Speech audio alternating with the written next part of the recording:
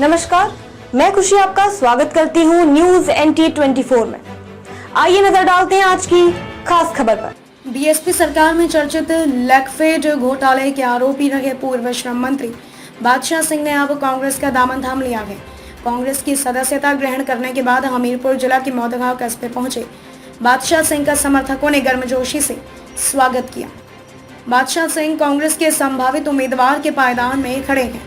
मौदगांव विधानसभा seat से 4 विधायक रहे बादशाह सिंह ने अपने राजनीतिक करियर की शुरुआत भारतीय जनता पार्टी से की थी और बीएसपी सरकार में शामिल होने के बाद श्रम मंत्री रहे। मौदगांव पहुंचे बादशाह सिंह ने पत्रकारों से बात करते हुए कहा कि उनके ऊपर लगा लैकफेड घोटाले का आरोप बेबुनियाद था और वो इसीलिए बाइज्जत रिहा गए। उन्होंने 500 और 1000 के नोट बंद होने को लेकर कहा कि इससे आम आदमी को परेशानी हुई है। उन्होंने ये भी कहा कि उत्तर प्रदेश की राजनीति मैनेजमेंट की राजनीति है, यहाँ भ्रष्टाचार की बड़ी मछलियों पर कार्रवाई नहीं होती। शिवपाल और गायत्री प्रजापति नहीं है दूध के धुले, इनके ऊपर नहीं दर्ज होते मुकदमे, ना लोकायुक्त करता है कोई कार्रवाई। पूर्व की बीएसपी सरकार में लैकफेड घोटाले के आरोपी रहे पूर्व श्रम मंत्री बादशाह सिंह ने इस विधानसभा चुनाव में राजनीतिक पारी अब कांग्रेस से शुरू की है। बीते दिनों बादशाह सिंह ने लखनऊ में कांग्रेस की सदस्यता ग्रहण की थी। बादशाह सिंह ने पत्रकारों से वार्ता करते हुए लोकायुक्त के कार्यों पर टिप्पणी करते हुए कहा कि प्रदेश में चर्चित यादव सिंह वाले मामले में सीबीआई ने कुछ नहीं किया। लोकायुक्त NK मल्होत्रा ने उसे क्लीन चिट दे दी। वहीं 5 साल तक सपा की सरकार रही, मगर सपा के किसी विधायक, जिला पंचायत अध्यक्ष, मंत्री गायत्री प्रजापति के खिलाफ लोकायुक्त ने कोई ना तो कार्यवाही की और ना ही जजमेंट किया। यादव सिंह जेल में हैं। यदि यादव सिंह ने जो राज उगले हैं उस पर जांच होगी तो बहुत बड़े बड़े नेता जेल चले जाएंगे।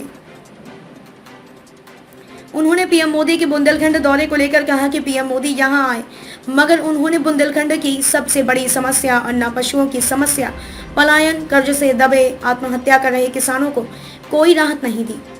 हमीरपुर के मौदहा से अजहर हुसैन टीपू की रिपोर्ट। अभिमान, सम्मान और विकास की लड़ाई लड़ूंगा और मैं कुछ नहीं हूँ।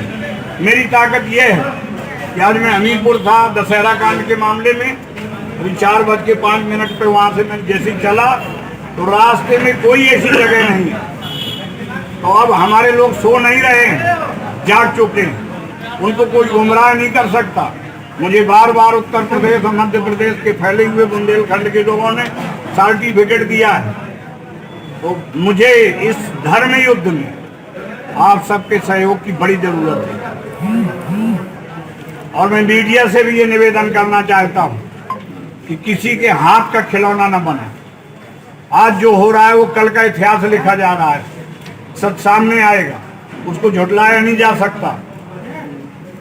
बादशाह जी, आपके ऊपर एक आरोप लगता आ रहा है कि जब मौदगांव विधानसभा जब हटी, परसीमन चेंज हुआ, तो आपने उस समय कोई मौजूदा विधायक होने के बावजूद भी कोई कदम क्यों नहीं उठाया?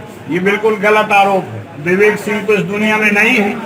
हम 7 विधायक बराबर जाकर के गए थे और परसीमन में जो एक बरस सहयोग थे उनसे हमने पूरी बैठ करके बात की थी। उन्होंने कहा भाई हम जनसंख्या के आधार पर, और ये भी आप जान लीजिए, आरोप लगाना किसी पर बड़ा सरल होता है। 3 विधानसभाएं खत्म हो रही थी, 18 हो रही थी। हम लोगों के प्रयास से, बातचीत करने से 2 खत्म हुई और उन्होंने कहा भाई हम तो जनसंख्या के आधार पर परसीमन कर रहे हैं। तो मैंने कहा कि आज़ादी के गुजरे सालों में हमारे जो विधायक रहे उन्होंने पर्याप्त विकास नहीं किया, जिसके कारण रोजगार के लिए पलायन हुआ और जो पलायन में लोग गए उसमें 30% लौट करके नहीं आए। जब हम दूसरे राज्यों में जाके कोई समस्या होती है, लड़ते हैं, तो इसमें मैं क्यों नहीं लड़ूंगा?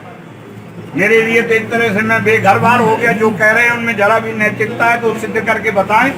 अब तक के लिए बस इतना ही, फिर होगी आपसे मुलाकात ऐसी ही एक और खास खबर के साथ। तब तक के लिए बने रहिए न्यूज NT 24 पर।